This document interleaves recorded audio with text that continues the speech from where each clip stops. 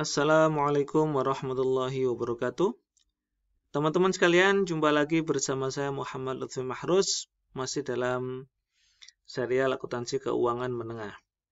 Kali ini kita akan melanjutkan pembahasan mengenai Conceptual Framework for Financial Reporting atau kerangka konseptual pelaporan keuangan. Kalau pada pertemuan sebelumnya kita sudah menjelaskan atau membahas mengenai gambaran umum dan begitu juga struktur ya dari conceptual framework ini. Nah, pada pertemuan kali ini kita akan membahas mengenai definisi dari masing-masing komponen ya atau dari masing-masing bagian atau level dari kerangka konseptual ini.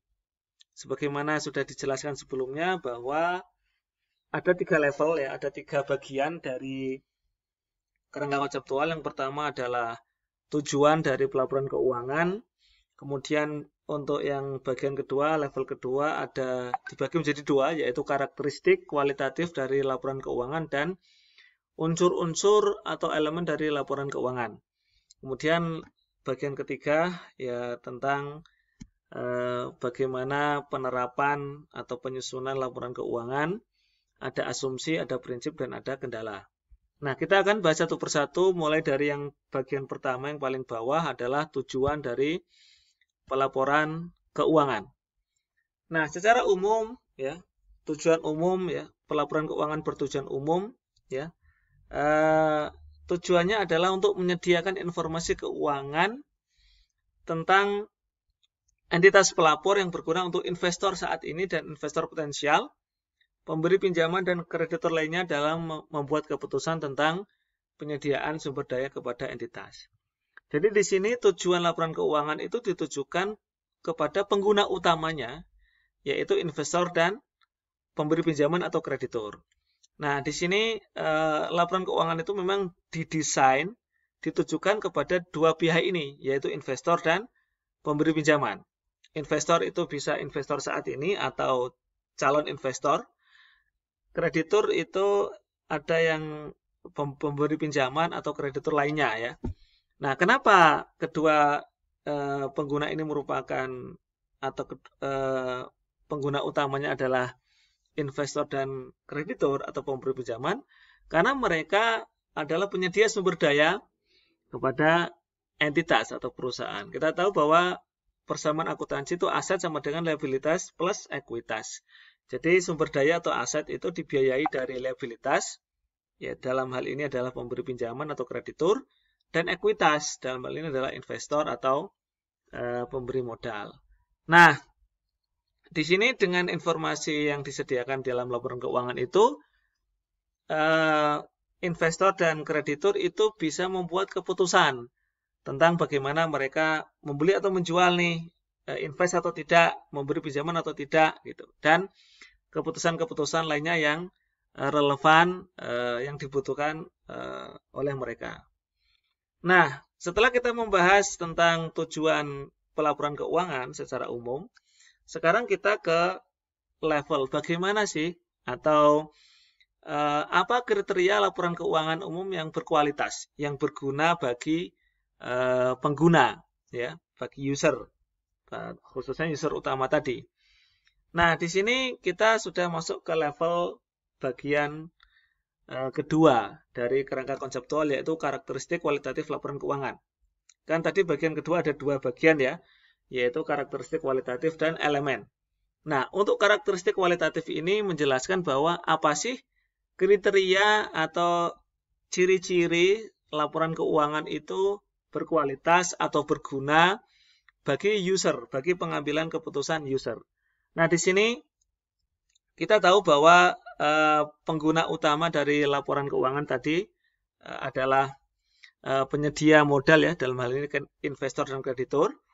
Terus kemudian kita tahu bahwa mereka itu membutuhkan informasi untuk pengambilan keputusan. Nah, supaya informasi yang disediakan itu berguna untuk pengambilan keputusan harus memenuhi karakteristik kualitatif. Ada 2 karakteristik fundamental dan ada 4 karakteristik peningkat ya atau pendukung atau peningkat, enhancing qualities. Nah, untuk karakteristik fundamental dibagi menjadi dua, yaitu relevansi atau relevance dan representasi tepat atau faithful representation. Nah, relevan itu maksudnya apa? Relevan itu artinya informasi yang disajikan dalam laporan keuangan itu dapat berguna dalam pengambilan keputusan atau membuat perbedaan, ya, relevan gitu ya. Jadi ada bedanya informasi itu. Jadi ada pengaruhnya. Jadi bisa membuat perbedaan, ya, dalam pengambilan keputusan user. Ya. Relevan sendiri kriterianya ada informasi dekatan relevan jika satu dia memiliki nilai prediktif atau predictive value, yang kedua dia memiliki confirmatory value atau nilai konfirmatori, yang ketiga adalah unsur materialitas, jadi bersifat material, gitu ya. Nah, kemudian faithful representation atau representasi tepat itu cirinya satu completeness, lengkap. Yang kedua neutrality atau netral, ya, tidak bias, tidak memihak gitu ya, tidak mengarahkan. Yang ketiga adalah free from error atau bebas dari kesalahan. Nah, nanti untuk masing-masing definisi dari karakteristik yang disebutkan itu insya Allah nanti akan kita bahas di slide berikutnya. Jadi ini secara garis besar dulu bahwa karakteristik fundamental ada dua, yaitu relevance dan faithful representation. Untuk relevan sendiri mengandung unsur-unsur, satu dia mengandung unsur predictive value atau nilai prediktif, yang kedua confirmatory value atau nilai konfirmatori, yang ketiga ada unsur materiality atau materialitas. Sedangkan untuk faithful representation atau representasi tepat, itu unsurnya adalah completeness, kelengkapan. Yang kedua adalah neutrality atau netral, ya, bias, bebas dari bias atau tidak memihak, tidak mengarahkan, ya, tidak memanipulasi. Yang ketiga adalah free from error, bebas dari kesalahan. Nah, kemudian di kerangka konseptual yang bagian kedua juga dijelaskan bahwa selain dua karakteristik fundamental tersebut, yaitu relevance dan faithful representation, laporan keuangan yang berkualitas itu mempunyai 4 karakteristik pendukung atau peningkat, ya, enhancing. Jadi karakteristik kualitatif peningkat. Yang pertama adalah comparability atau keterbandingan. Yang kedua adalah variability atau keterverifikasian. Yang ketiga adalah timelines atau ketepat waktuan. Yang keempat adalah understandability atau keterpahaman. Nah, apa definisi masing-masing dari karakteristik dan unsur tersebut? Kita simak slide berikut ini. Nah, tadi sudah dijelaskan bahwa karakteristik fundamental ada dua, yaitu relevance atau relevansi dan faithful representation atau representasi tepat. Untuk relevan sendiri itu maksudnya apa? Maksudnya informasi yang disajikan dalam laporan keuangan itu mampu membuat perbedaan dalam keputusan yang diambil oleh pengguna. Jadi informasi itu membuat ada sesuatu yang bisa berguna gitu ya, berguna bagi atau bisa membantu pengguna. Jadi membuat perbedaan.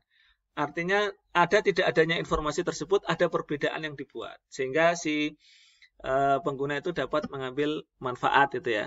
Nah, unsur relevan ada 3 ya, nilai prediktif atau predictive value.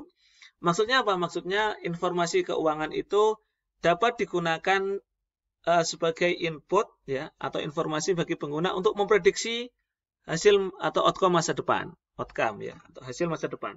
Jadi informasi yang disajikan dalam laporan keuangan itu bisa digunakan sebagai bahan dalam membuat prediksi, bisa digunakan untuk memprediksi kinerja atau ya kinerja perusahaan di masa depan atau hasilnya ya, hasil investasinya atau hasil istilahnya bunganya ya di masa depan. Ini pengguna ya, dari sisi pengguna. Nah, kemudian confirmatory value itu apa? Nilai konfirmatori artinya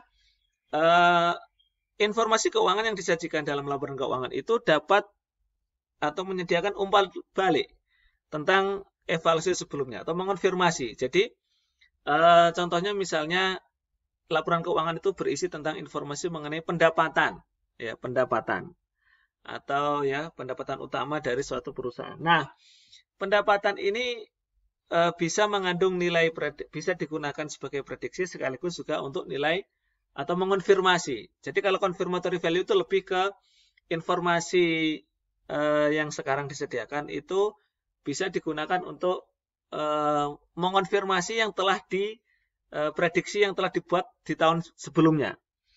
Jadi kan konfirmator itu berisi ini ya, informasi keuangan itu berisi informasi masa lalu. Sehingga benar nggak masa lalu kan sudah diprediksikan sebelumnya gitu ya. Maksudnya artinya informasi yang disediakan itu bisa digunakan untuk mengecek benar nggak yang telah diprediksi sebelumnya. Itu namanya confirmatory value. Jadi misalnya informasi di tahun 2020. Nah benar nggak waktu itu di 2019 di awal 2020 kan si investor atau pemberi pinjaman kan sudah memberikan prediksi. Dia punya harapan-harapan, ekspektasi gitu ya.